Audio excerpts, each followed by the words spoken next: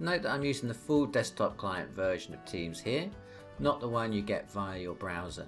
If you're looking at Teams now and there's a browser bar at the top, either Chrome or Edge or Firefox or whatever, then you're using the Teams web app and not the full desktop client. Web app is pretty good actually, but it does miss a few key features here and there. So if you're starting to use Teams more regularly with your classes, I do highly recommend installing the full desktop client. There's normally a download button here on the left side, or you can just follow the link I've dropped in the description below the video.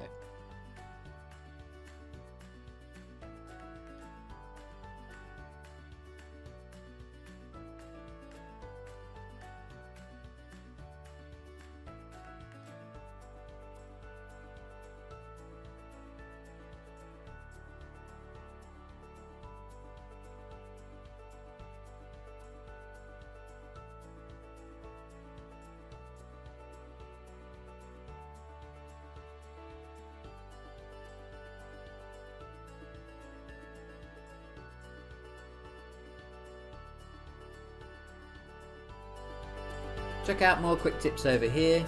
For more in-depth videos, click down here. Don't forget to like, subscribe, and keep your hands clean, and I'll see you on the next video.